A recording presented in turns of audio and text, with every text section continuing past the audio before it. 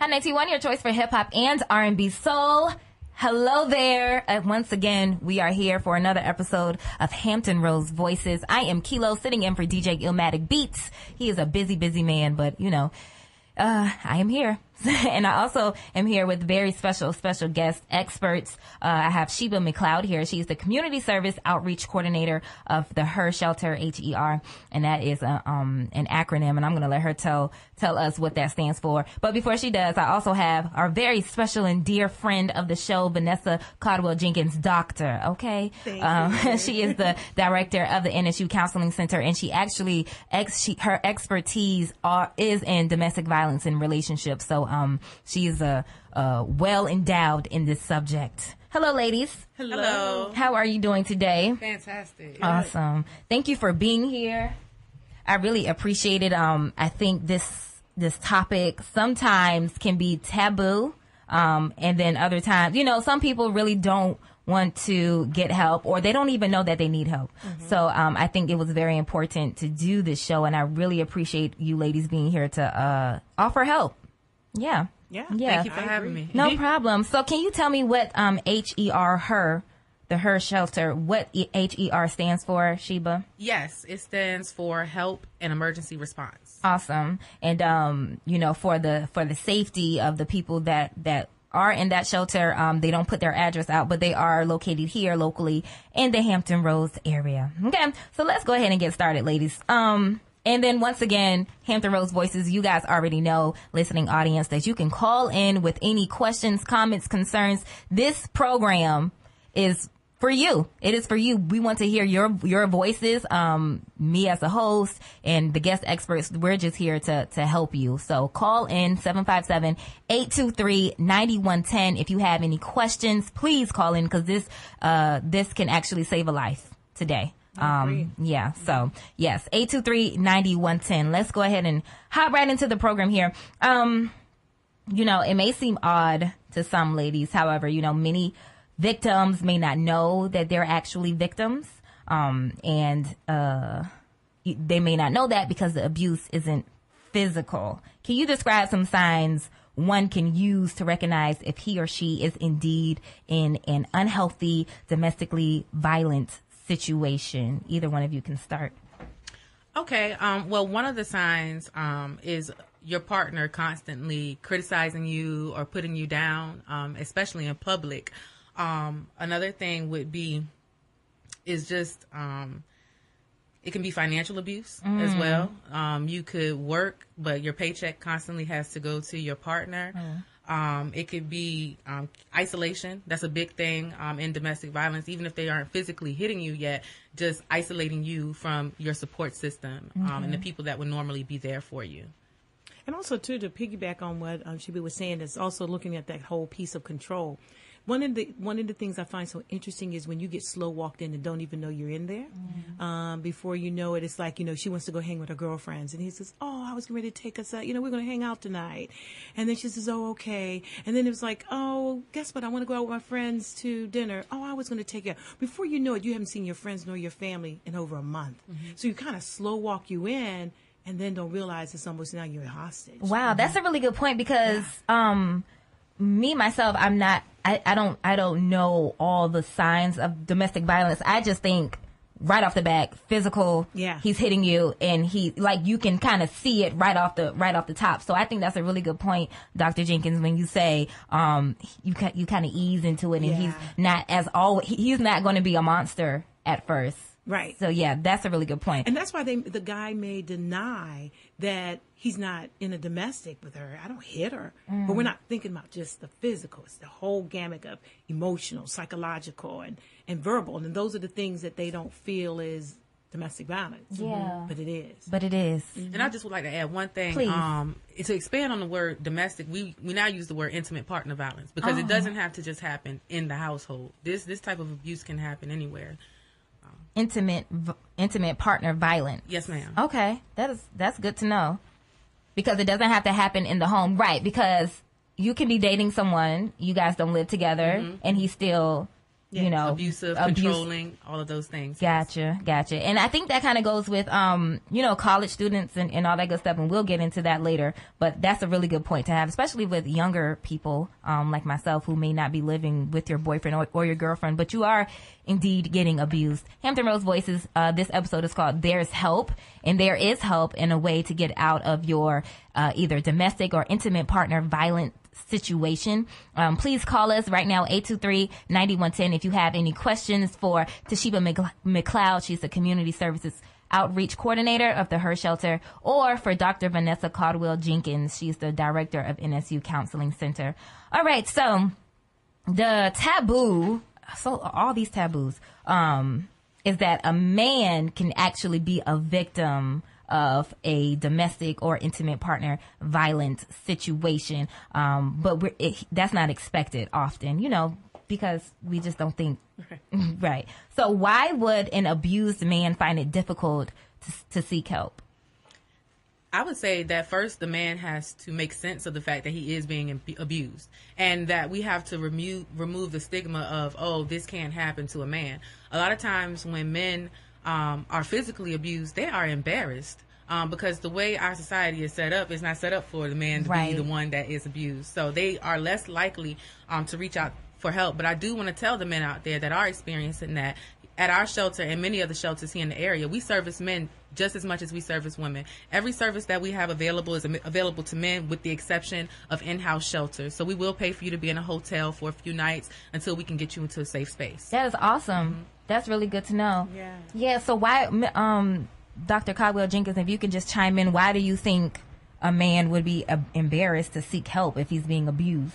Well, I think it's like Sheeba was saying, they have to know. But another flip side of that, when you look at, I'm going to look at it when we talk about interpersonal violence, but domestic, when it's in the community, let's just say you live with your girlfriend or your significant other. If there's children involved, technically the guy really doesn't want to be able, he don't feel he can take care of the kids. So he's not going to call the police, because if they call, she goes to jail, who's going to keep the kids? Not saying men cannot keep their kids, but they may not feel they're ready. They don't have the support system in place, so they may not say anything. So I find that a lot. Running batters intervention groups, that's one of the things they say. And I say to them, but you know you can. But they said, I won't, because who's going to take care of the kids? That's a good point. That is a really good point. Again, you are tuned into Hampton Roads Voices. There's help. We're giving you help, resources, tips, all that good stuff on how to get out of your domestic violence or intimate partner violence situation. We're going to take a short break, but we want to hear from you. The show is called Hampton Roads Voices, so we want to hear your voices. 757, of course, 823-9110, 823-9110. And I have a question for you. Are you a survivor of a domestic violent or intimate partner violence situation? Tell me, what was the last straw? How did you get out? Your story can actually help someone else who may currently be in that situation right now. Of course, you can remain anonymous, but please do call in and tell us your story. 823-9110. Keep it locked. We will be right back to Hampton Roads Voices on Hot 91. Hot 91, your choice for hip hop and R&B soul. It is Khilo here, sitting in for DJ Illmatic Beats. I know it sounds pretty irregular to hear a woman's voice leading the show, but yeah, just filling in for him as he's out doing what he has to do. And today's very special episode of Hampton Roads Voices is entitled There's Help. We are providing a way out of domestic and or intimate partner violent situations. I have Sheeba Mcleoud here from the H.E.R Shelter, and I also have Dr. Vanessa Caldwell-Jenkins here from the NSU Counseling Center. Hello, ladies. Again, thank you for being here. You're welcome. Thank you. Yeah, no problem. And I understand that we have a phone call, so you can we can go ahead and get right into that. Hello, Hot 91, you're on the air. Who am I speaking with? Hello, Hot 91, you're on the air. Who am I speaking with? Okay, we're going to try to get that together.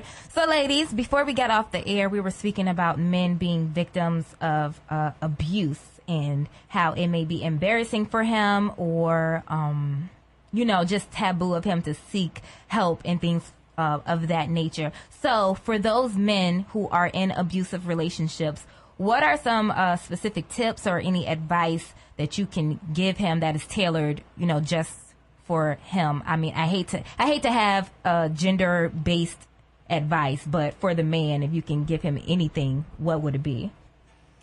I would say the same as you would give a female, because they have rights. Everyone has rights, and you should exercise them. If he feels as though he's being abused, he needs to. If it's a point where he's feeling afraid, he needs to call police, get protective orders. If it's something where he wants to try to work it out and counseling, it's the same. I don't think there's any difference. Okay. I think that they should all get the same help. Okay. Yeah, I would concur with that, and just know that you're not alone. Like, there are other men that are going through exactly what you're going through, and there are resources out here. I think that's what's really important for you to know, that there are resources out here for you, just like there are for women. Right. Okay. And all throughout the show, ladies, we'll be giving out, resources and hotline numbers and things of that nature. And Sheeba, you were saying that the H.E.R shelter, which stands for Help in Emergency Response Shelter, they also give help for men as well. Yes. So if you are a man or a woman in a domestic or intimate partner violence situation, please call 757-251-0144. That is the H.E.R shelter in Portsmouth. Is that correct? Well, actually, we just switched over to a coordinated care crisis hotline. So that shelter reaches that phone number reaches the H.E.R shelter, YWCA, Geneve, and the Samaritan House. Oh, all three? All four. All four. And what that does is it keeps people from falling through the cracks. If a person is in crisis, they don't need to be trying to call 4 and 5 different numbers. Right. One main number, and that can get them to the services that they need. That's awesome. All right, we have a phone call. Hi, 921, you're live on the air. Who am I speaking with? Hi, 921, you're live on the air. Who am I speaking with? This is Angela. Hi, Angela. How are you today? I'm good. How are y'all today? I'm doing well. If you can just share your question or your comment, that'd be great. Well, I have a comment, and I'm hoping that there are plenty men and women out there listening, because this program that y'all are talking about, the shelter that y'all are talking about, I myself am a surviving victim of domestic violence. I have also stayed at the YWCA and other shelters also. I just wanted to let people hear my voice that you can get out of domestic violence. There are people that do care, and I know that it's hard for you women out there and men, but speaking on behalf of the women, I know how hard it is for a woman to get out of what she is into. Me, I have been pushed into prostitution. I have been made to do things that I didn't want to do. It's hard to talk about it, but I just hope, hearing my story, other women that have been through and are going through things could hear my voice and know that you can make it out. You don't have to stay where you're at. You don't have to let anybody keep hurting you. You don't have to let anybody make you do things you don't want to do. You can get out of it. Take heed to what these people are saying on Hot 91, because someone is going to help you. There is someone to help you.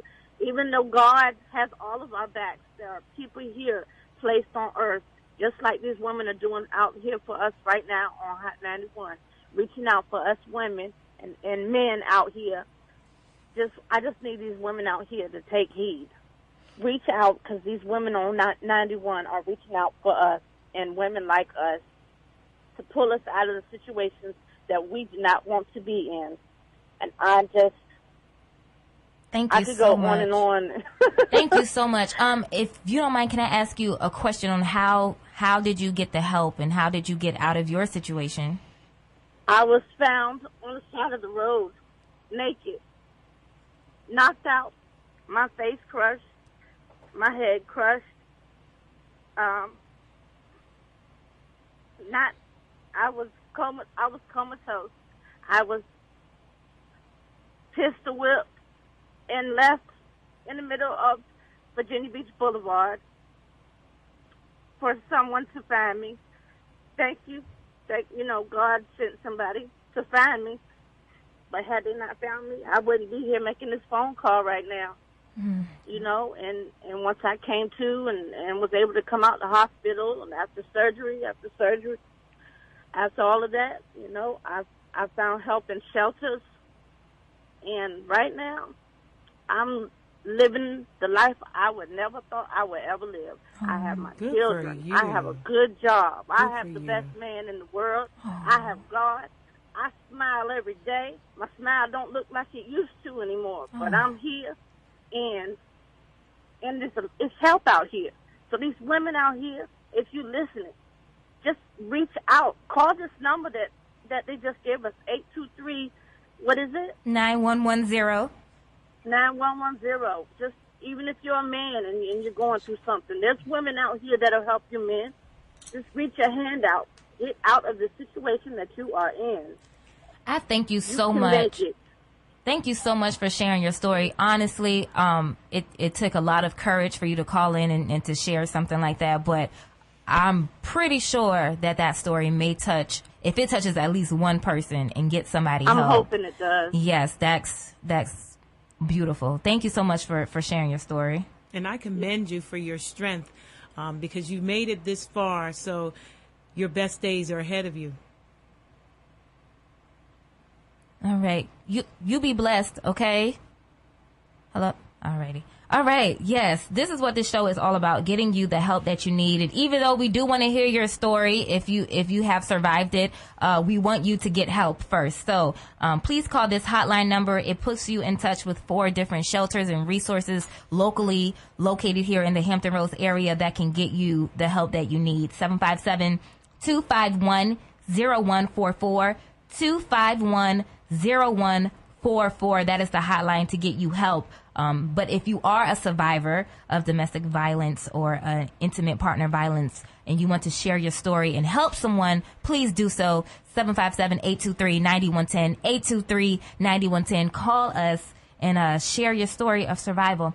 Now, ladies, many victims are in a relationship now who have only been physically assaulted once. He shoved her once or she slapped him once. What kind of insight can you provide for the victim who is leaning towards, hanging in there in hope that he will change or she won't do it again? I would say that it's not going to change, at least not with any type of serious intervention or counseling or something like that. I think once you notice that your partner is getting violent with you, that's a clear sign to just separate right then and there, because without any other type of intervention, there's not going to be any type of progress on change on a person that committed the violent act. Yeah, and I concur. Intervention is the key. Something has to happen. Someone's got to go and they've got to explore this because it's only going to escalate. And again, I can't get past the slow walk because that's how it starts, the slow walk. I'll never do it again. It just reminds me, of a story they talk about how this lady was saying that it happened, then he brought her flowers. And then the next time something else happened, he brought her flowers. Her eyes were black and blue, she brought her flowers. And then it was the day of her funeral, and guess what? They bought flowers. So it's one of those things where you can get slow walked in even with the first push. But sometimes that requires, I don't say sometimes, all the time, intervention of some type. Okay. Alrighty. So sometimes the victim likes to blame him or herself. And we all know that that's the wrong thing to do. But when you're in that situation, you don't really see yourself. You're blinded to a lot. So for that victim who may think that, hey, it's my fault, I shouldn't have said that or I shouldn't have did that, what can you say to him or her? What should they know? For one, intimate partner violence is nothing but about control, power and control. So what the person needs to know is what another person does to you has nothing to do with you and everything to do with their own insecurities and what they're trying to project onto you. It's never the survivor or the victim's fault. It's always the person that's perpetrating, and that's where the focus should be. On that person. Yeah, and then sometimes if you're an individual, if you're a victim and you have low self-esteem already, all he or she is doing is going to just pile it back on, and then at that point you only know them. That's who you know, and then you identify yourself through them. You're not even called by your first name. You're Johnny's girl. You don't even have your name of Teresa. It's just Johnny's girl. So you begin to answer to them, and that whole control thing begins to take over. And at that point, you're blinded to everything else that's going on, and you just stay there and feel stuck. All right. Yes. Today we're talking about There's Help. We're giving a way out to domestic violence and intimate partner violence. Again, if you are found to be in an abusive relationship and you want out today, please call this number. It gets you in contact with 4 different shelters and resources available here locally in the Hampton Roads area. 757-251-0144, 251-0144. And I want people who have been in a domestic violent relationship, but they're not in any danger right now, to give me a call here on Hampton Roads Voices to share your story. Share your story of courage, of how you made it out. Your story can help other people. 757-823-9110, 823-9110. We'll take a short break, but we'll be back to continue the conversation on There's Help, Hampton Roads Voices, right here on Hot 91. Hot 91, your choice for hip-hop and R&B soul. Hampton Roads Voices is live right now, and today's episode is There's Help, a way out of domestic violence and intimate partner violence situations. I'm sitting with Sheeba Mcleoud from the H.E.R shelter, and I'm also sitting with Dr. Vanessa Caldwell-Jenkins. She is from the NSU Counseling Center. And I believe we have a phone call. Hot 91, hello. Yes, hello. I'm a survivor of domestic violence. Awesome. Please share your story. And, well, I lived in an abusive marriage for about 4 years. And it wasn't easy getting out, but it was the best choice. I did have to save money. It did take planning. It's not an easy thing to do, but it is so worth it. And I would just encourage people to educate themselves with, they're not familiar with the term gaslighting. That was something that helped me. Once I understood that my husband was manipulating me, it became easier to find my way out, because once I knew what he was doing to my mind, it was easier for me to not allow him to do that. And it is all about control. It's not going to change just because they say they're going to change. It would take lots of work on their part, and they would need to be willing to do that. My ex-husband was court-ordered to go through domestic violence classes, alcohol classes, anger management, and he continued to assault me throughout those classes. And he successfully manipulated his instructors and his probation officer. So the best thing to do is get yourself safe. Your life is not worth trying to figure out whether or not they're ever going to change. It's just not worth it. Thank you so much for sharing your story.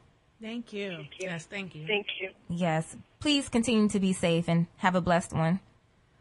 Yes, this is what There's Help is all about. Hampton Roads Voices today. Please, if you are in a abusive relationship or a dangerous situation right now, we beg of you to give this hotline number a call. It is the Coordinated Crisis Response, and it's one number, but it puts you in contact with 4 different shelters and resources. It puts you in contact with the YWCA Southampton Roads in Norfolk, with the H.E.R shelter, the Help and Emergency Response Shelter, and also Geneve in Suffolk, and the Samaritan House in Virginia Beach. That number is 757-251-0144, 251-0144. But we also want to hear from you, not if you're in a dangerous situation, please get help first. But if you are out of a situation or you have a question about it, if you suspect somebody else that you love may be in a domestic violence or intimate partner violence situation, please give us a call,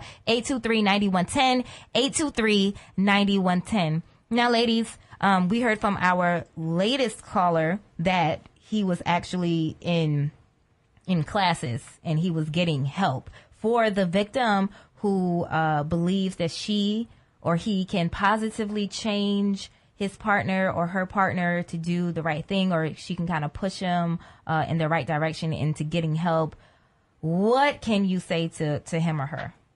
I would say still separate. Even if the person is getting some type of help, still separate. Because like the young lady that just called in a few minutes ago, she said her man was court ordered. to go through these classes. And I think that's very important because he didn't go on his own motivation. He was court ordered to do it and still came home and abused her. And I would argue that a person that voluntarily goes into these programs would have a higher success rate than a person that is ordered to go through these programs and is just going through the motions. But for either case, I would still advocate some type of separation and understand that it's going to be a journey. Like, it's not going to be a month, 2 months, 3 months even. Like, it's going to take some time for that person to turn that behavior around. And I think, too, one of the things that is very challenging, I know you were saying to separate, is when we reach that population of people who don't have a place to go to separate, that they have to stay in the same home, or they feel they have to go stay in the same home. It can be very challenging because at that point, it's like, where do I go? And they spend more energy saying, it's either for me to stay. The guy or the individual that goes to the batter's intervention programs, there's really not a lot of check and balances with those. All we know is that night that he's in class, we know their battering is not taking place. We do know that.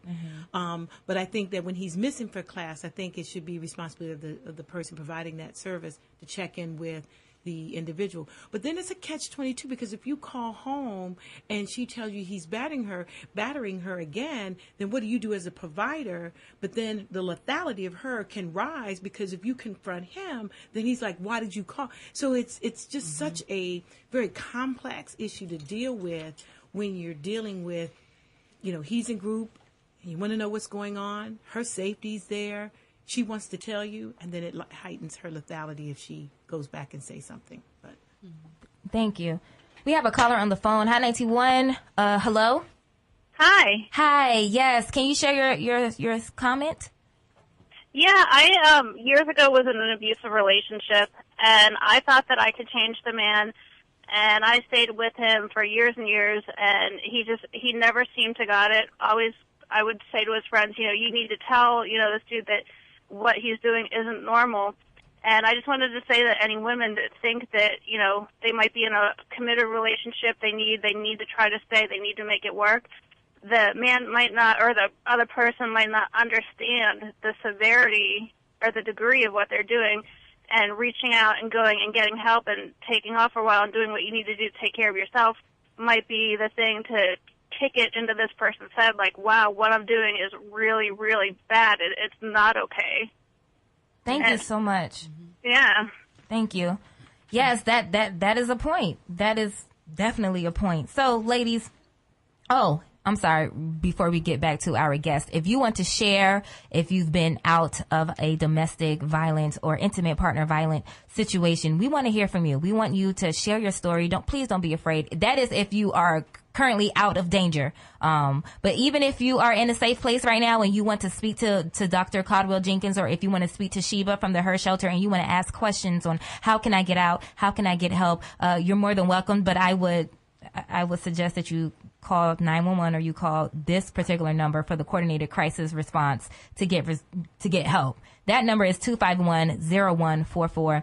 251-0144. But if you want to talk to us, 823-9110 is the number. We want to hear your voice, Hampton Roads. All right, ladies. So what are the signs that the abuser is definitely not going to change, besides, the most obvious ones, that he's still hitting her? Or are there any? I mean, I would just say just the fact that if he's not actively trying to get help, or has even acknowledged that he's abusive.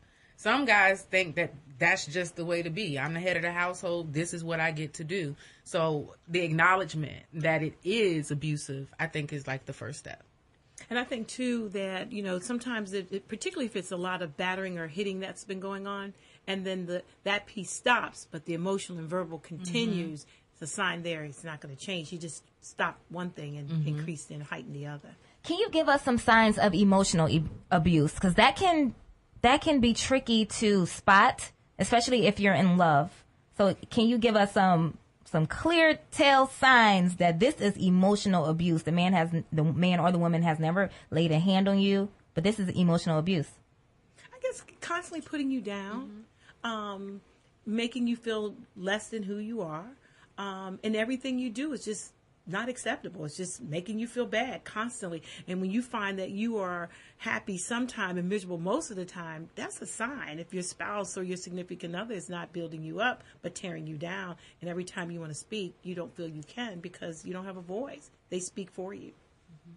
And also, Sheeba, earlier you tapped on financial abuse. Can we get into that a little bit? You said a couple of signs of financial abuse, but can you share that again?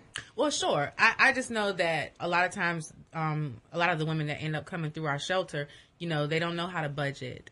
They don't know how to save their finances for things that may be upcoming. They don't know how to pay rent. Simple things like that, because they may have worked, but they had to hand over their paycheck when payday came. Or they may have had a credit card put in their name, but they didn't have any access to the credit card. So a lot of times, you know, the credit history is ruined. A lot of times the rental history is ruined. So we have an amazing housing advocate at our shelter that puts some humanity behind those credit scores and those rental histories when it comes to trying to find them sustainable housing. Yes. So yeah, it does run deep, and it can affect their lives if they don't have someone to help advocate for them. You want to add something to the financial abuse, Dr. Jenkins? No, just that I think it's a very important piece when the one individual goes into a shelter or seek help, that they really touch on that financial piece. Yes. Yes. Again, if you are in immediate danger, please call 911. But if you want to get out and you need a shelter or some kind of resources to help you with that, please call 251-0144. That is 757-251-0144. That is the coordinated crisis response. It puts you in contact with 4 different shelters in the area. But we do want to hear from you. If you are a survivor of a domestic violence situation and you want to share your story, what was the last straw? How did you get out? Or if you have questions on, is my loved one indeed in a domestic violence situation, call us 823-9110, 823-9110. We're going to take a short break, but we'll be right back. It is Hampton Roads Voices. There's help, a way out of domestic violence on Hot 91. Hot 91, your choice for hip hop and R&B soul. You are tuned into Hampton Roads Voices, and today's episode is entitled "There's Help: A Way Out of Domestic Violent or Intimate Partner Violent Situations." I am here with Sheeba Mcleoud. She is the Community Service Outreach Coordinator of the H.E.R Shelter, and also Dr. Vanessa Caldwell-Jenkins. She's the Director of NSU Counseling Center. Hello, ladies. Hello. All righty, so let's get right into it. We have a caller. Hot 91, you're live on the air. Hello there. Hello there. Hello. Hi. Can you hear me?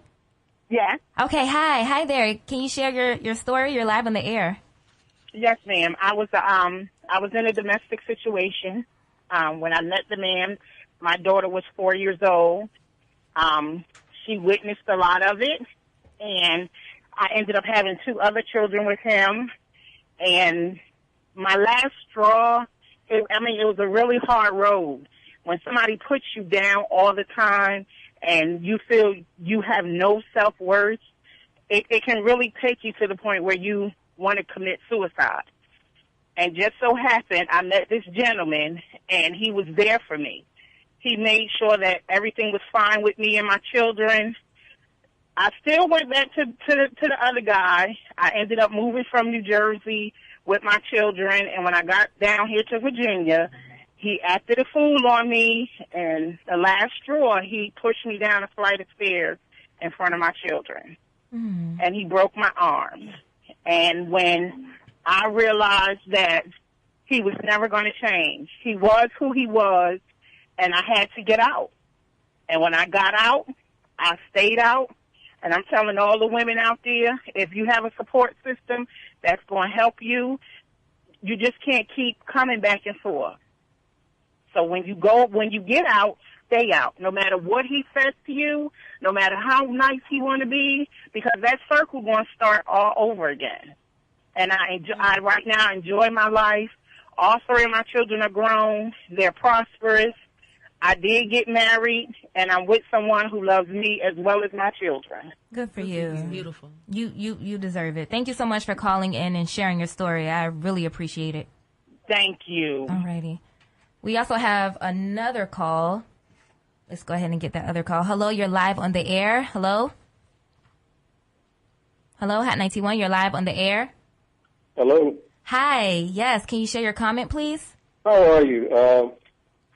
I would just like to say that, first of all, I retired from Norfolk State, and I've worked very closely with Caldwell-Jenkins. My name is Walker. Okay.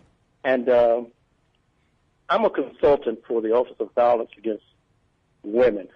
And during my tenure at Norfolk State, I think one of the most powerful stories that we ever hear are those of survivors.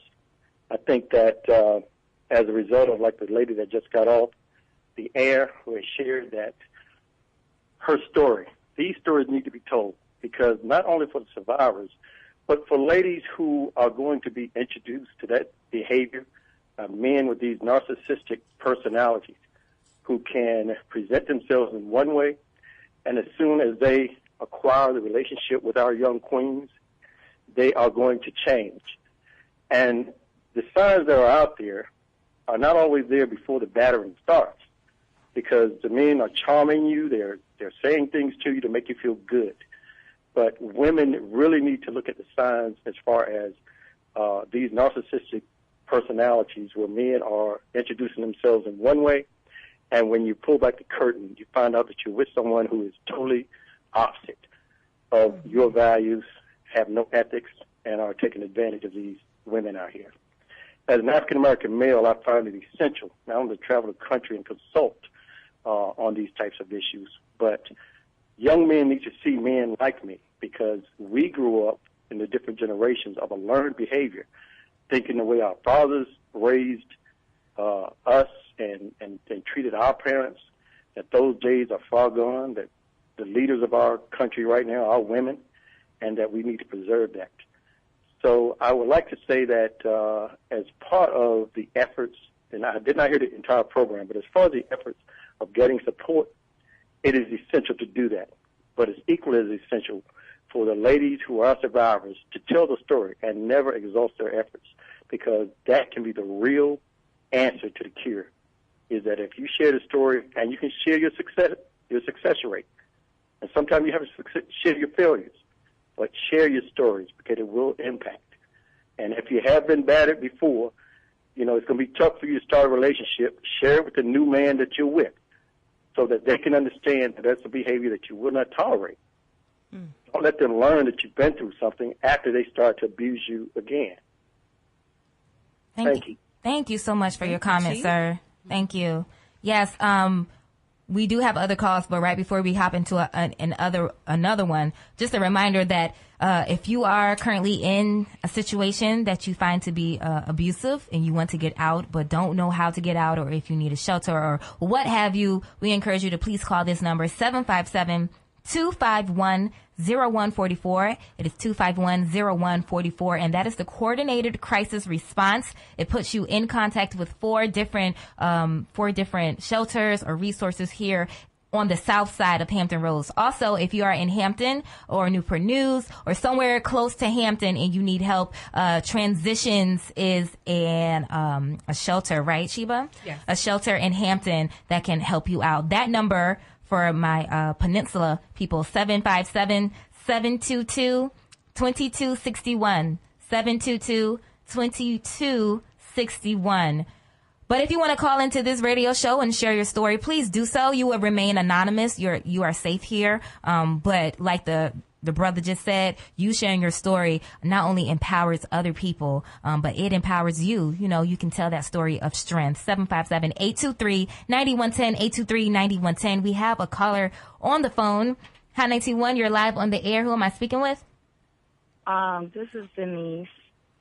I'm sorry. I did not mean to ask you who I'm speaking with. I'm so sorry. I know. You should have gave me a fake name, girl. I'm trying to wing this. Sorry. I'm so sorry. But please share your story with me. Okay. This is for all the ladies that's been married for so long. I was married for approximately 30 years, right? And I didn't realize I was getting abused mentally, physically, all of them, but because I was so in love, you know, after so many years, you know, you start adapting to things. And I found myself, he had got deported and he went back to his country. I was in the military, a prime military, and I had got out of the military at 15 years. I only have 5 more to retire. And I got out of the military, to go down there where he was in his country, and it was a country that, you know, mostly speaks Spanish.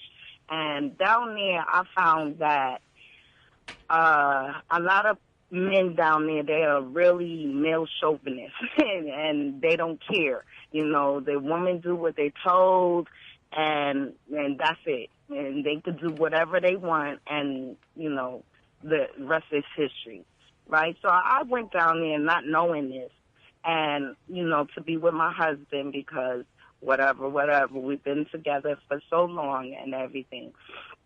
And I found that his attitude had changed, you know, by being reported and the situations that he was in or whatever. It started changing. And I started noticing he had a quick temper. He was mentally, you know, dealing with a whole bunch of stress. But what I found for myself, I was like, okay, then it started turning to hitting. He was hitting a lot. And I used to be like, okay, he's just short-tempered, he'll get over it and everything. But I found myself, like, getting depressed with it. And so he kept on continuing. It took a lot for me to just get up and leave. And what I want to say is that no matter what, your sanity is worth more than, you know, in love to me, because he could have killed me down there and I wouldn't even have known, you know, I wouldn't even nobody would have known the reason why, because I was down there by myself. And it took a lot for me just to leave that situation alone. I won't go back. You know, I won't go back because he have called me numerous times and said he was sorry. You know, I won't go back because he never said to me he's going to go get help. You know, it takes, when you get to that point where you can't walk away from a situation, no matter, you know, anything I said, he was quick-tempered to hit, and I end up with black eyes and everything. You don't have to go through that. And if it took me, I was married to this man, and I still love him, you know, but I just don't want to be in that situation no more. So to my advice to them people that is in love and they don't know how to get up and walk away, listen, my mom died from a man hitting and abusing her. I didn't want to be in that situation.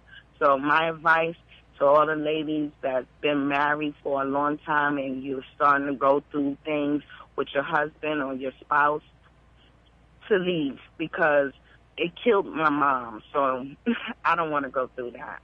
Thank you so much for sharing your story. Yes, thank you. That was very strong of you. Be blessed.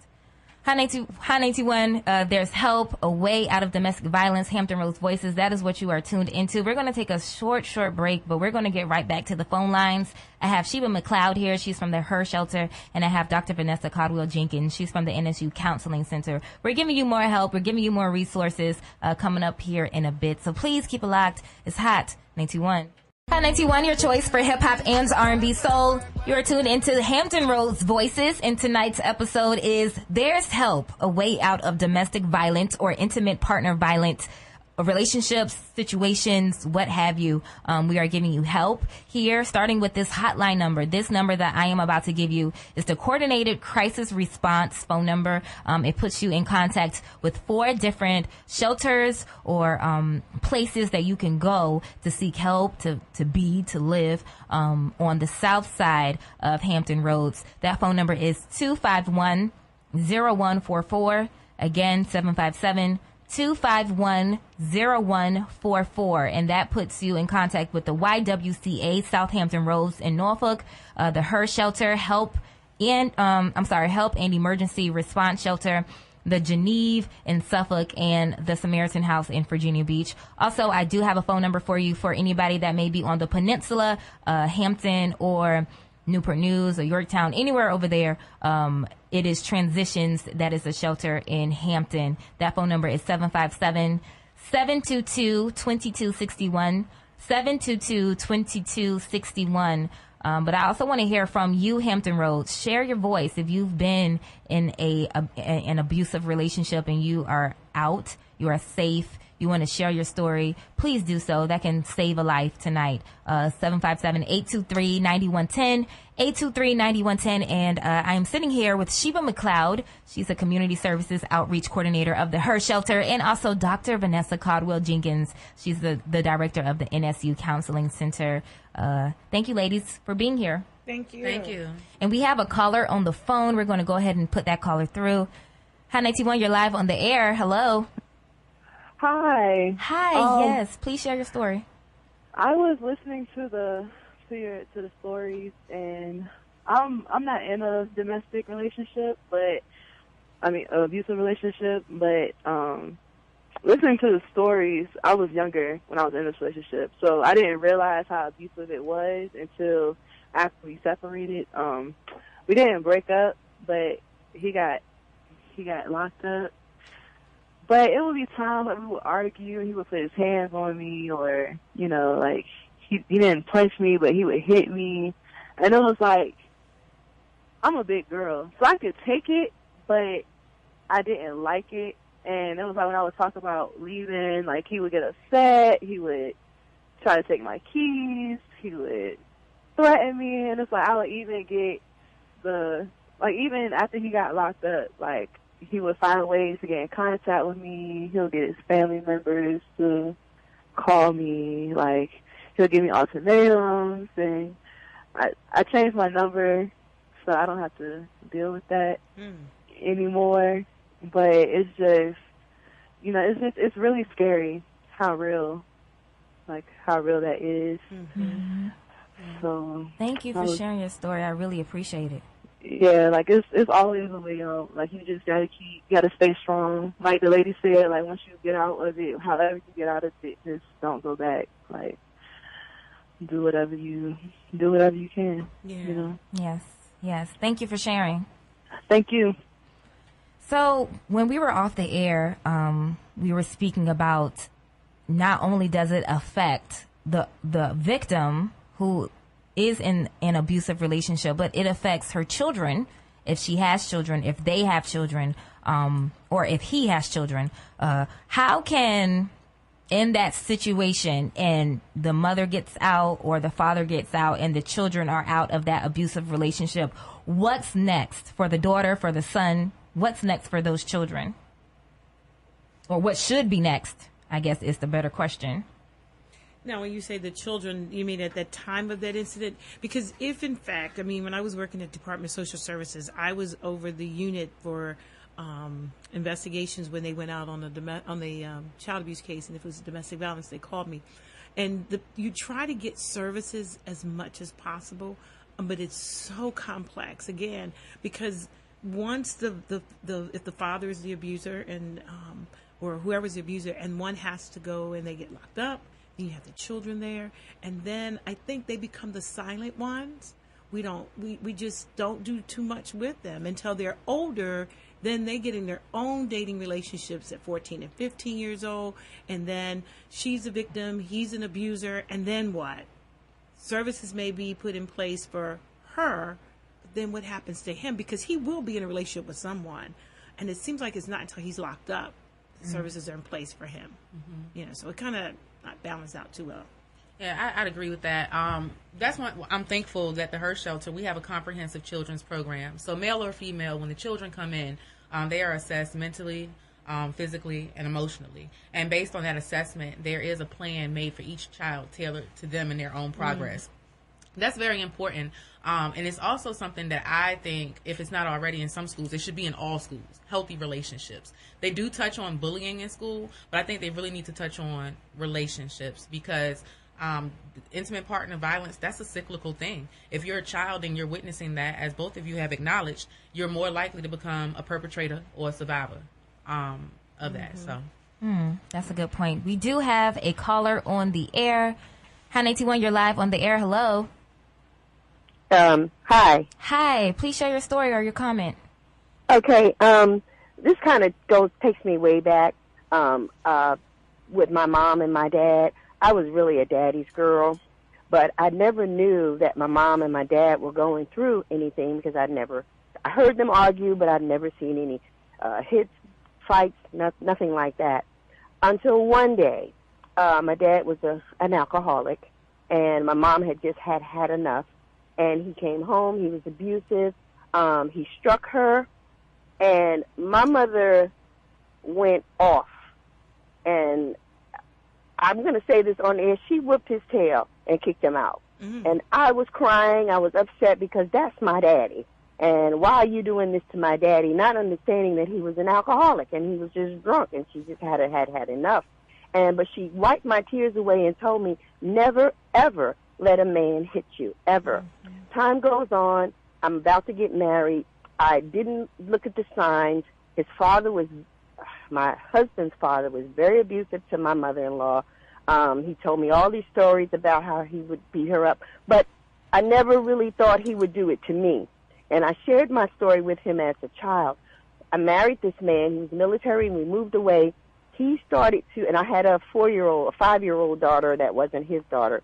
He started abusing her by hitting her and telling her, you better not tell your mom. You better not tell your mom. Well, this one particular night, he did it, and she did tell me. And, of course, I went off. He promised, he cried, he begged, he would never hit her again, all this, that, and the other, which he didn't. We then moved to Maryland, and he started hitting me. And I was like, wait a minute. I'm no different than my daughter. You can't fight me. And he was a big guy. But Mom told me, if a man hits you, go berserk. Pick up anything you can pick up, pictures off the wall, anything, and you fight back. Well, I'm not a fighting person, but I refuse to be abused. Mm-hmm. And when my daughter saw him hit me, that was the final straw for me. And what I had to do, although I didn't have any family or anyone in the Maryland area, I decided the best thing for me to do was to join the military as a reservist so I can get out of town for 8 weeks. My husband went to work. I packed up all our stuff, and we left. Mm-hmm. We just left. And I, at that time, was doing basic training somewhere else. My daughter was with my mom. He couldn't find me.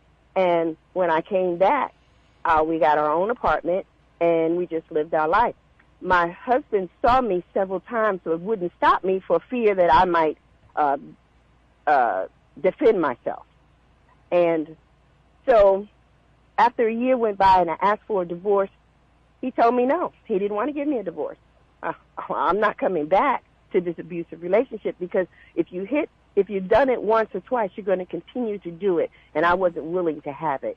And I tell all the women to stand strong, find a way out, get out, and never go back. And I never went back. And after 2 years, he finally found someone else he can abuse, and he gave me the divorce that I wanted. And I've been so happy for the last 30 years without this man.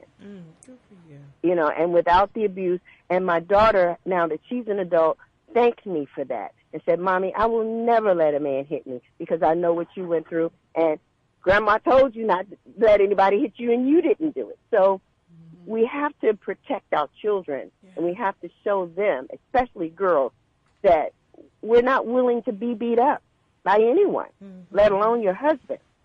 And it took a lot for me to stand strong and to do this. Of course, I didn't like the military, but it gave me the funds I needed to carry on my life with myself and my daughter. So I'll tell every woman, stand strong and get out. Because if he does it once, he'll do it twice, he'll do it again. And I'm sorry, and the crying and the tears mean absolutely nothing when it happens again. But thank you so much for letting me share that. Thank you. Yes, Hampton Roads Voices. There's help, a way out of domestic violence. We are providing you with tips and stories, as you can hear, of survivors. I've been giving this number out all show long, and I think this is the most important tidbit of information that you can get from the show is this number. If you are in an abusive relationship and you want to get out, man or woman, if you are a victim, please call this number, 757-251-0144, 251-0144. That is the coordinated crisis response number, and that puts you in contact with 4 different shelters in the south side of Hampton Roads. But if you are on the peninsula, then I have a number for you for Transitions, a shelter that is in Hampton. That's 757-722-2261, 722-2261. Now, she said something about children and how a couple of people said something how it's important when you are coming out of, you as the victim coming out of a relationship. It's important for you to get help, but it's also important for you to get your children help. I'm sorry, I'm all over the place. And you said something. You said it was controversial, but I think, Dr. Vanessa, that it's very important for other people to hear that. Sometimes we say, especially the girls, if the girls see it, we need to get the girls help to make sure that they're not going to be victims. But sometimes the boys aren't giving that same treatment until later on in life when they are in their 20s or 30s or what have you, and they exhibit that behavior of being an abuser. Right. So tell us how important it is to not only treat the girls right away when they're out of an abusive relationship with their parent, but for the boys as well, the sons. I mean, I think it's just equally important because we do know that young man will get in a relationship. And it's going to continue and continue. So I think it's important when you reach out and you're working with the families that you give them, as Sheeba was saying, that comprehensive. Make sure you have a comprehensive program for dealing with families that are involved with domestic violence, that they can get the services and the information will come that would help provide information for both the young man and for the young lady. Yes, absolutely. Child. Mm-hmm. Yes. Absolutely. Go ahead, Sheeba. I just want to add this real quick. I'm thankful for the story that the young lady just told us a few minutes ago, because I think it's important to highlight that. Just like you can pass down generational trauma, you can pass down empowerment. Mm-hmm. And that's what she did for her daughter. And I just think that was a very powerful thing. And it started with her mother, modeled that behavior for her. Don't let somebody abuse you. And she acted on it. And I just thought it was beautiful to flow down their generation like that. They say don't connect the chains, break them. Yes. Yes. And if you have a story of survival as well, or if you have a story, anything, any kind of comment or question, please call in 823-9110, 823-9110. And we do have a caller on the phone. Hi, 91, you're live on the air. Hello. Hello. Hi, yes. What is your comment or your story? I have more of a question. Okay, please. Okay. So, wow, I didn't think this through before I called. Okay, so I guess my question is, I know the signs and I know all the steps when someone is in a abusive relationship. So I guess my question is, when you tell someone that they're in it and they know that they're in it, how do you, make it, how do you help them to get out of it, make it clear that they're in it? Because they've broken up before, but, it's okay, he won't do it again. How do you, break that mentality to them? Well, see, one of the things you have to do is to continue to listen and give the resources. Because sometimes when you're in something, you just don't know you're in it. Even people can keep telling you and telling you. The best thing you can do is still continue to listen and give the resources. They know they're in it. They've even acknowledged that they're in it. Yeah. Broken up before, but going back to it. Keep encouraging her that she can do better and she deserves better than this. See, a lot of times we talk good to our flesh, we don't talk to our soul.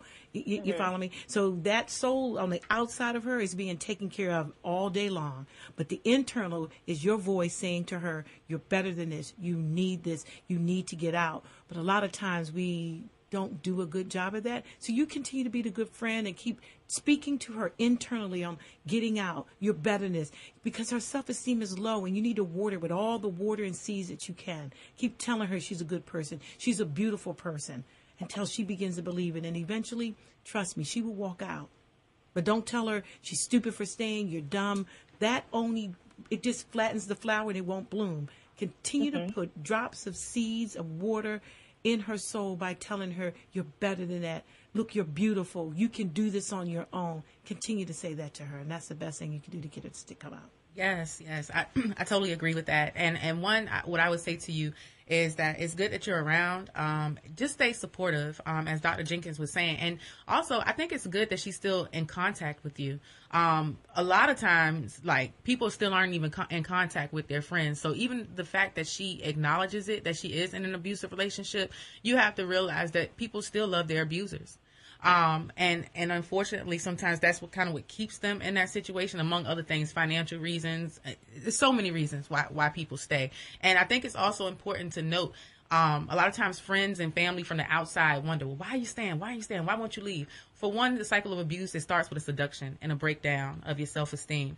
But also when a man or a woman decides to leave an intimate partner violence relationship, they are at such a heightened risk of further harm, and the abuser typically escalates, because at that point, that's when they feel like they're losing all power and all control when the person wants to leave. So it's important for a person to have a safety plan if they are trying to leave. So I think it's good that you're being a friend, and just stay supportive, stay with information, and no judgment. Okay.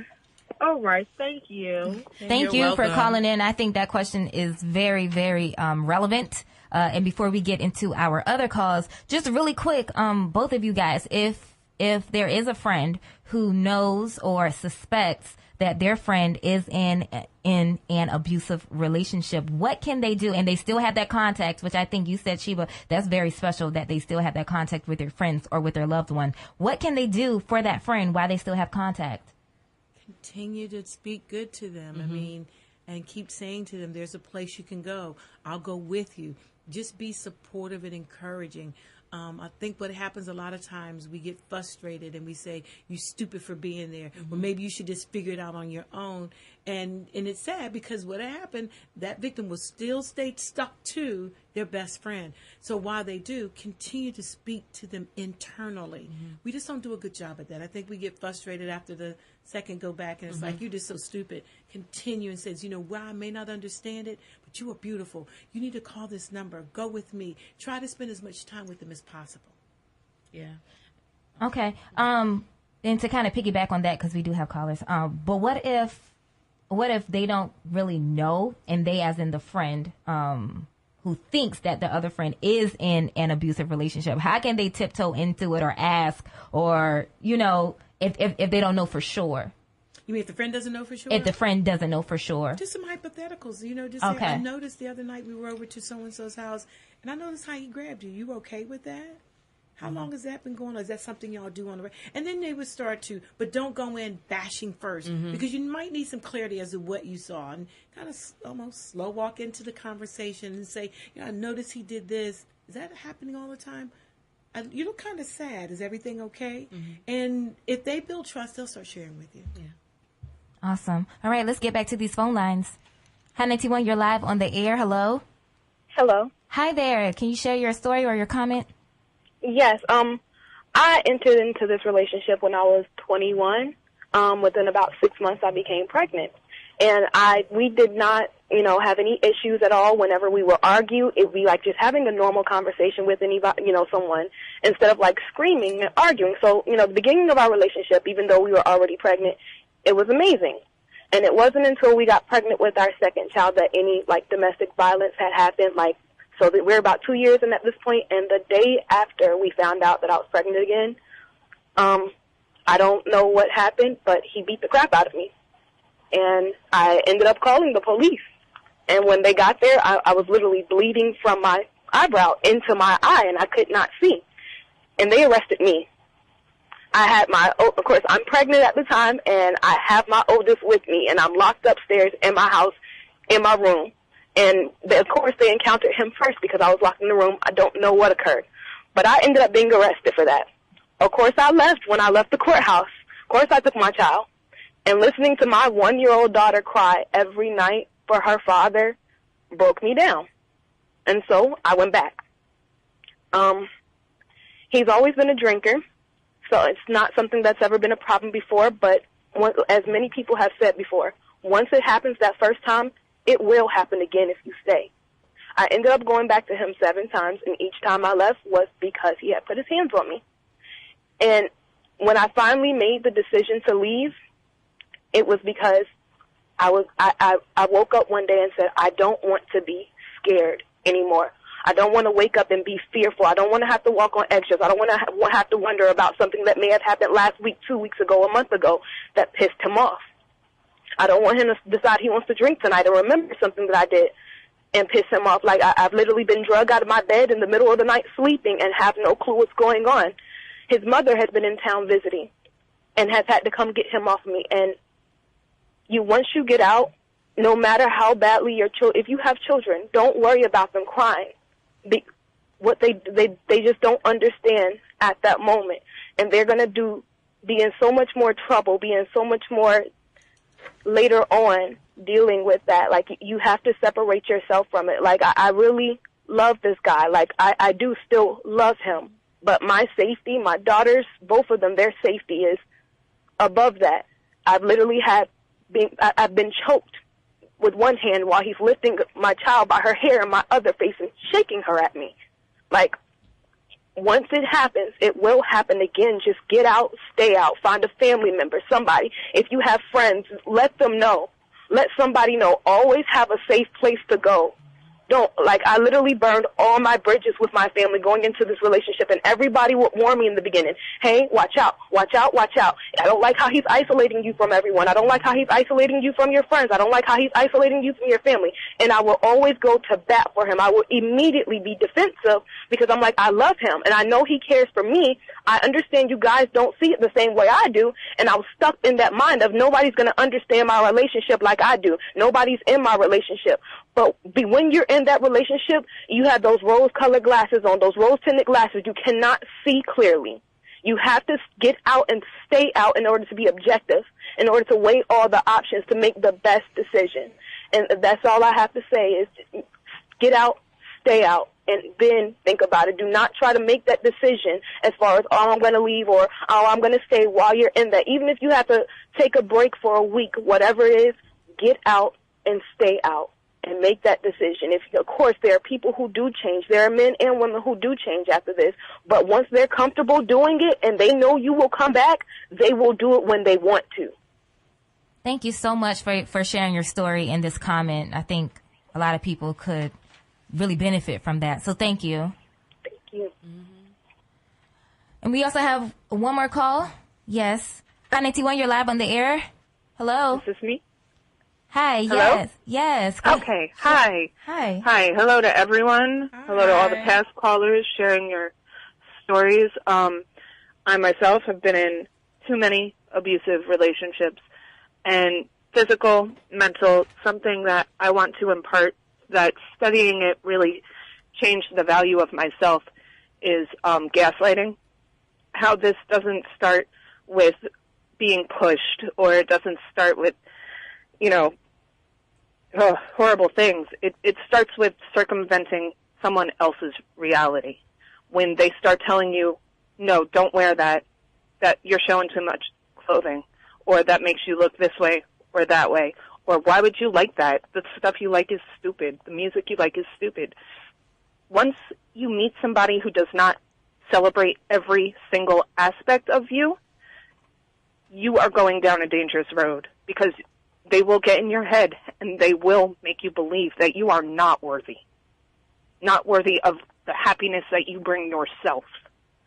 And it took me 15 years to see that. And, to the point where someone was trying to convince me that sexual abuse by someone else wasn't real. It didn't happen. I was too dramatic. These are the statements that we have to cut off. Like, no, you can't talk to me like that. Granted, sometimes, just as the last caller said, rose-colored glasses, and they can be hard to take off. But my goodness, don't let people talk to you like you're something else. Mm-hmm. Because that's when it starts. For me, it never started with being slapped. It didn't start being left on the ground, choked out, because they were scared, and then I wake up and nobody's around because they were scared. They didn't know what they did. It starts with cutting you off, isolating, like the last caller mentioned, and yes, always keep going back to your friends, but they may not be able to tell you the truth. I did not tell the truth to my friends and family. Oh, well, that's just something we do. Like, no, don't be... I don't even want to say don't be stupid. You are stronger than you are, than you think you are. That's the way to say it. Like, you don't deserve this. You deserve better. Say this to yourself. But yeah, gaslighting. It's a very real thing. Not only partners do it, family members do it, friends do it. Understand that someone negating your reality is the antithesis of who you want to communicate with and commune with and break bread with. We don't want this in our lives. We deserve better. You deserve better. The children deserve better. And that's what I got to say. I think it's awesome that you guys are talking about this at 6:30 at night on a Friday. Yeah. Thank you so much for sharing your story and sharing that insight. Hampton Roads Voices, there's help. I'm going to give this number out to you. I just put it on our Facebook, WNSB Hot 91, WNSB Hot 91 on Facebook. If you need to get the number later, you're not able to get the number now, but if you are, here is the number to the Coordinated Crisis Response Hotline. It puts you in contact with 4 different shelters here on the south side of Hampton Roads Hampton Roads. The first one is YWCA Southampton Roads in Norfolk. And then you have the H.E.R shelter. You also have Geneve in Suffolk, and then Samaritan House in Virginia Beach. That number is 757-251-0144. 251-0144. If you are on the peninsula, there is a shelter called Transitions in Hampton. That phone number is 757-722-2261. 722-2261. And like I said, I just put that on our Facebook, WNSB Hot 91. But if you want to call and share your story, share your insight, ask questions or anything like that, please do so. This show is called Hampton Roads Voices for a reason. We want to hear your voice, Hampton Roads. 757-823-9110. We're going to take a quick break, but we'll be back. And this time we're going to give tips on how to get out. Yeah. So make sure you keep it locked. It's Hot 91. Hot 91, your choice for hip hop and R&B soul. Hampton Roads Voices. Tonight's episode is called There's Help, a Way Out of Domestic Violence. If you have called in already, I just want to give a big thank you for sharing your story. It takes a lot of courage and a lot of strength to share your story, but hopefully it gives you a little bit of more strength and a little bit of more oomph in your recovery, to continue walking in your positivity by sharing your story, by helping other people.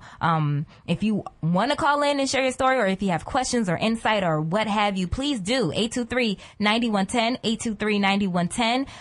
And we're going to go ahead and hop into an exit plan. But before we do have a few calls. So let's see what Hampton Roads has to say.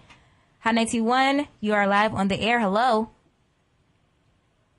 Hot 91, you're live on the air. Hello. Hello. Hi, you're live on the air. Hello. Hello. Yes. Can you do me a favor and turn your radio down for me? Yes. Okay, perfect. Okay. What is your comment? Yes, I was calling because I have like a very similar situation. I have like a small story, but I'm actually in the situation right now.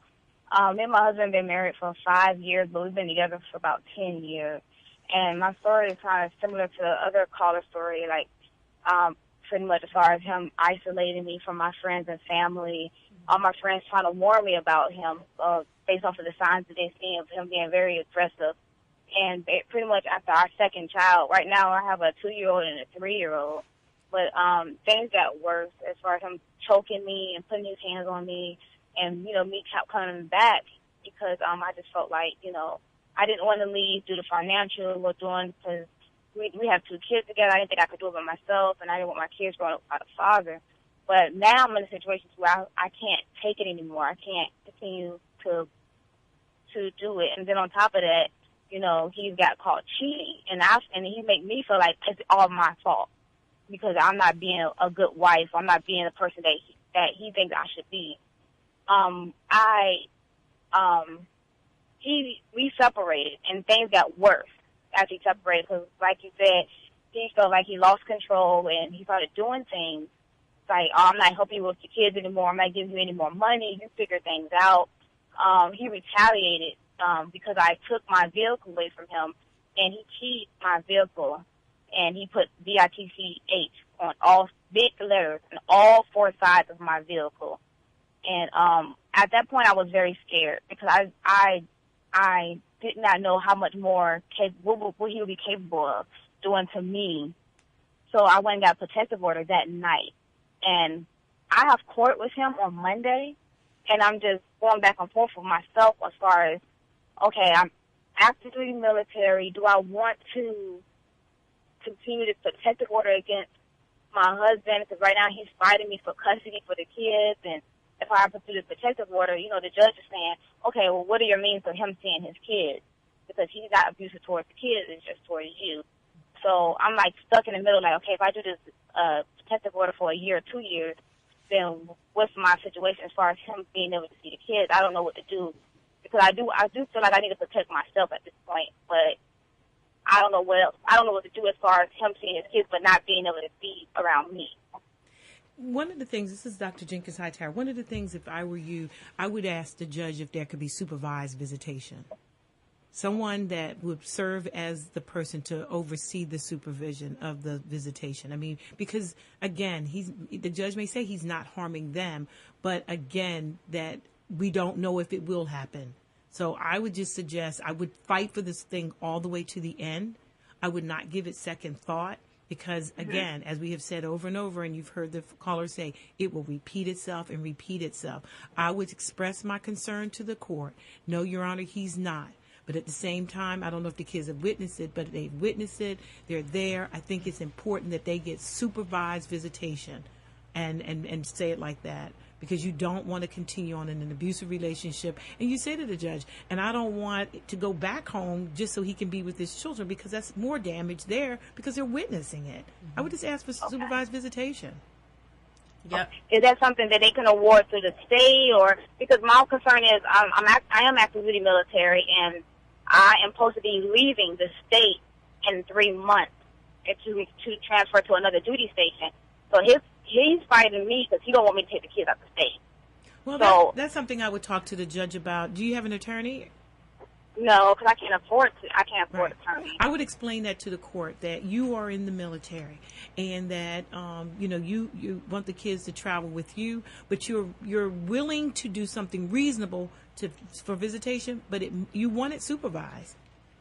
He started the abuse. He's the one that's doing all the abusing, and if he's been found guilty of that, I would say then he's the one that caused all of this. So he needs to figure out how he's going to see the kids. Okay. Yeah, I think that's awesome advice. And what I will also add, I heard you mention that you're unable to afford a lawyer right now. Please reach out to the H.E.R shelter. We have a court advocate that the services are of no charge. And what it does is it gives you some type of support and helps give you some type of guidance. They can't give you any legal advice, but they'll definitely stick with you throughout the entire process so that you feel empowered as you go through it and not so defeated. Oh, wow, okay. Yes, ma'am. So Khiara has the number for you that you can call. You ready for that? Yeah, hold on one second. Let me get my pen. Okay. And also for you, and also other people who are listening, I just put it on our Facebook, WNSB Hot 91, if you want to know those phone numbers or those resources or what have you, and you want to refer to it at a later point. Let me know when you're ready. Okay, I'm ready. All right, that number is 757-251-0144 for the H.E.R shelter. Also, is there a way for you to get a military attorney? Well, they just give the JAG lawyers. They just give advice. They don't come give to you court legal. with you and help you. Yeah, they give you legal advice on things that you can do, whatever. Okay. Yeah, please call that number and get in contact with the H.E.R shelter. They have resources there that can help you, all right? Okay. Thank you so much for calling and sharing your story. Thank you. Thank you. Bye. So let's give these people not only victims, but everybody, because you can be a victim tomorrow. If you're not a victim now, you can easily fall into a trap like this. I don't think sometimes we take that into account, that this could probably be me later on in the future or sometime. And again, please call Hampton Roads Voices 823-9110, 823-9110 to share your story or to ask a question or what have you. So, exit strategies. Before we really get into them for the victim who may not be 100% ready to get out of that abusive relationship, can you give, what are some protective tips that they can begin to do now, tonight, right now in this moment, to save themselves from any really grave injuries or even loss of life when they're not ready to exit right now? Are there any? Well, I mean, there's nothing that's going to guarantee a loss of life or any maiming or anything like that, because the nature of intimate partner violence is that it escalates. Rarely does it plateau or decrease. It either escalates or switches forms, like Dr. Jenkins said. So what I would say is, like, don't go into the bathroom. Don't go into the kitchen. You don't want to go anywhere where you're confined in a small space or where there are sharp edges or knives, forks, anything like that, where you can be hurt. What I also would say, have a code word, have a safe word for your child. Something like maybe pineapples or toy car, something, just some type of code word so that your child knows if mom says this, then I should probably go call the police, or I should get out of the way or be in a different room. Have code words with friends or family members, and things like your social security cards, birth certificates, and things like that. If you know you want to leave, but you maybe not be ready to leave right at that moment, start using those things out, those documents out, and get it to a safe space like a friend's house or a family member's house where those things will be safe, so that if you do have to leave abruptly, those things will be in a safe space for you. I agree. Awesome. Start making copies of them and put them where they need to be. Awesome. Okay, if you are ready to go, if the victim is ready to go, this program has helped them to make that decision tonight. Can you give them an example or two or three of what an effective exit plan consists of, with children, with pets? Kind of some of what I just said before, but also, please understand that these domestic violence agencies can help you make that safety plan. So a lot of I know with our shelter, we offer a lot more than just in-house shelter.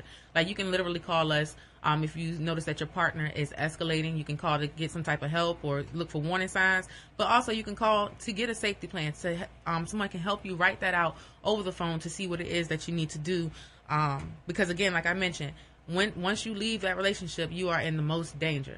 So we just want to make sure you're protected at all costs. Can you add something to that, Dr. Jenkins, as far as a safety exit plan? And the same thing, one thing I will say, though, is don't tell him everything. You know, sometimes when you start building your safety plan up and you know you got your stuff nice and tight, and when he starts to argue, you start saying, yeah, my mom already gave me $600 to put in the bank. She also got a car. Now you've exposed everything. Whatever happens, keep it to yourself. Do not expose it, because you're going to get that strength all of a sudden because you know you got your stuff on lock, you ready to go. Never disclose it. Even if you know hardest argument that's going, just don't say anything. Just don't say anything. Just stay humble. Just say okay or whatever, but don't let them know what you have and what you got going on. Yes, excellent advice. And if I could just add one more Please quick thing. Please.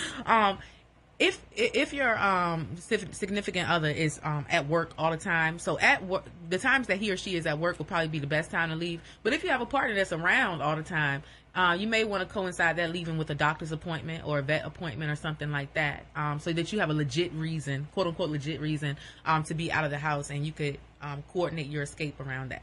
Okay. And we are in the home stretch of the show, so I'm really going to be pushing this number for everyone who needs help, or if you want to give this number to someone you suspect needs help. This number is the Coordinated Crisis Response Hotline. It gets you in contact with 4 different shelters here on the south side of Hampton Roads. That phone number is 757-251-0144. 251-0144. If you are on the peninsula and you need somewhere to go tonight, right now, Transitions in Hampton is a shelter.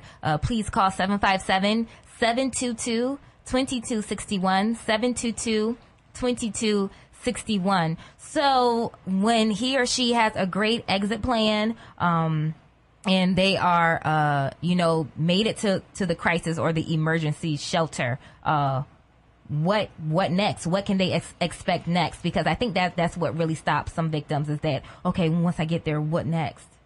Okay. Well, everybody has different needs. So at her shelter, it's our strategy to basically meet you where you're at. So when you come in, depending on how you're feeling, there's an intake done over the phone, but then there's a more in-depth intake done once you get in, to get your overall well-being, what some of your goals are, what it is that you're looking to do. So basically that's the next step. And then there's basically an avenue to have access to our services, which includes the children's program, our employment program, our court advocacy, as well. I feel like I'm leaving something out. Case management. Okay. Case management, and we have case management for the adults as well as the children. That's awesome. We do have a call. Hi, 921, you're live on the air. Hello. Yes, I just want to make a comment in regards to the whole concept of people needing and wanting help. I think one of the biggest problems is people don't recognize that they want help. Not that they need it, that they want help. They're looking for an excuse to say it's not as bad as it looks. So that's why they're not pulling out and jumping into these programs. In addition to that, I think you guys kind of skipped around another victim. Another victim is the guy or the person who's committing the act.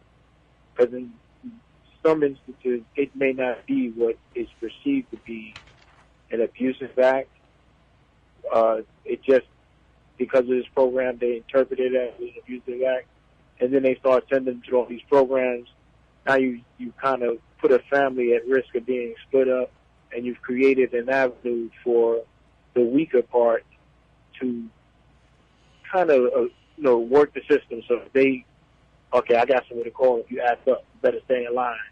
But now the person who's not actually doing the abuse, it's become the victim.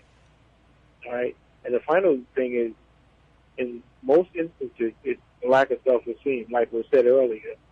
People need to understand that in every aspect of life, plant life, animal life, there's always a dominating species. There's always a submissive species. It's not saying it's right, but these things exist. People have to learn to stand up and stop being submissive. There won't be a push. There won't be an argument. There won't be a situation that occurs if you don't allow it to occur. If you chase that dream, the curly hair or the nice shave and the tan complexion because he's going to make nice kids, and then he start beating up on you, in the end, you saw that when you saw the guy initially. You just ignored all those faults and decided, I'm going to go with this guy because he's cuter than the other guy. And then when you get this abusive person, be it male or female, in your household, and you start going through the abuse, you want to hold on to that dream. You don't want to let it go because you think this is the best thing you got. That's a falsehood. It's no such thing as the best thing you got. The best thing you got is yourself. Mm-hmm. And you believe in yourself, you can avoid a lot of issues pertaining to abuse, submissiveness. You can avoid that. Just believe in yourself. Thank you for your comment. Thank you. Thank you. So, Dr. Jenkins, you are here on Norfolk State University's campus, and, not most of the time, some of the time it's not just wives at home getting into these abusive relationships. It can be a young girl here on campus, or a young girl on ODU's campus, or anywhere on campus. What are colleges and universities doing in response to things like that?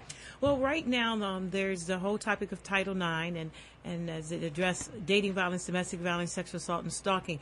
And the universities and colleges, and I'll speak for what we're doing here, we're all mandated to provide education, prevention.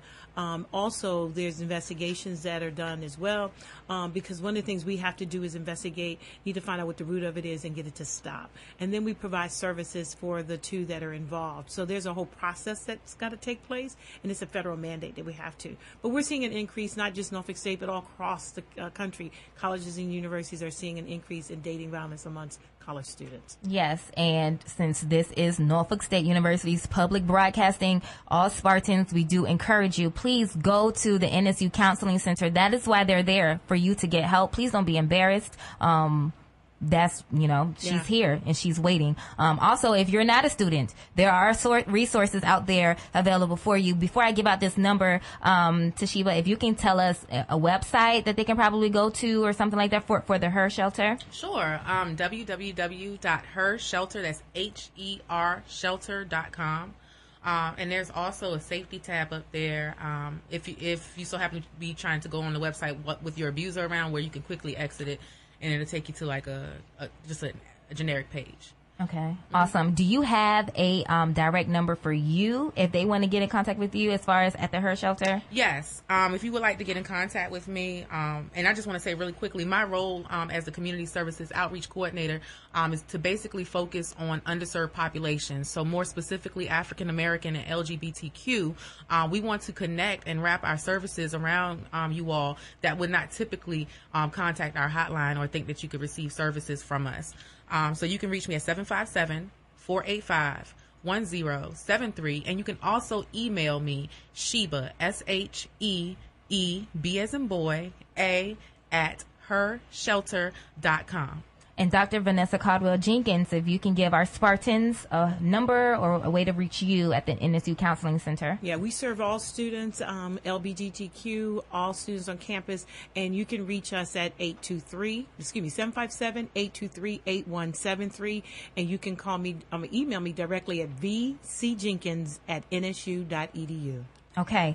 And one more time, I'm going to put both of that information on our Facebook. Give me a minute. But what is on there right now, WNSB High 91 on our Facebook, is this number to the Coordinated Crisis Response. It gets you in contact with 4 different shelters here on the South Side. That phone number is 757-251-0144, 251-0144. And Transitions in Hampton is open for anybody on the peninsula. 757-722-2261, 722-2261. Both of those is on our Facebook. Ladies, thank you for being here. Sheeba Mcleoud, the Community Service Outreach Coordinator of the H.E.R shelter, and Dr. Vanessa Caldwell-Jenkins. You are now a friend of the show. You've been up here, and we enjoy you every single time you come up here. I enjoyed both of you ladies. Thank you for being here. Thank you for your help. This has been another edition of Hampton Roads Voices. Khilo here, checking out, sat in for DJ Illmatic Beats. I pray that if you need help, you get it. And thank you for